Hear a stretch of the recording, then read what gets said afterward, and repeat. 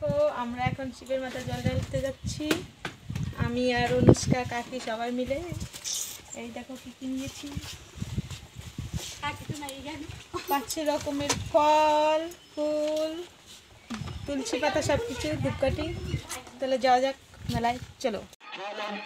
এই দেখো বন্ধুরা, ফাইনালি আমি পূজায় চলে আসলাম। এই দেখো অনেক লোক হলুদ শাড়ি সাদা শাড়ি পরে সবাই আছে।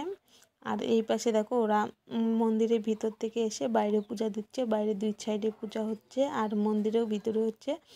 আমরা এখন লাইনে দাঁড়াবো মন্দিরের ভিতরে ঢোকার জন্য। আর এই পাশে দেখি একদম লোকগুলো লাইনে না দাঁড়িয়ে এলোমেলো করে আছে। চেষ্টা করব লাইনে দাঁড়িয়ে দেওয়ার জন্য, ঝগড়াঝাটি করবো না।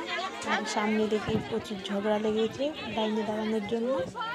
আমি লাইনে দাঁড়াবো, দরকার পড়লে পরে জল ঢালবো, তাও ঠিক আছে, কিন্তু দেরি হোক কিছু ব্যাপার না। ধীরে ধীরে জল ঢেলে তারপরে যাব। এই যে দেখা মন্দিরের ভিতর।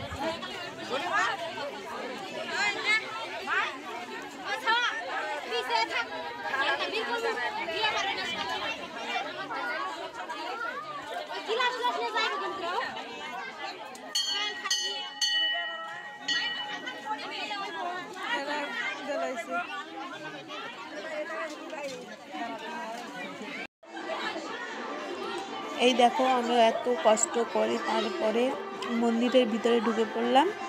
এই দেখো আমার 5টা ঝুলে আছে।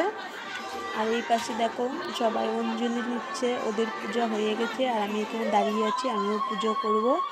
ওদের জন্য বসতে পারছি না, ওরা নিচে বসে আছে। ওরা গেলে তারপরে আমি পুজো করব। আর আমাকে দেখো এদিকে ক্যামেরা করে দিচ্ছে অনুষ্কা। ও ছোট বাচ্চা, তাও দেখি ভালো করে ক্যামেরা করছে। আমি পারবে কি না করে দেখলাম, না ও ভালোই পারলো। আর এই দেখো আমাদের ভোলে বাবা।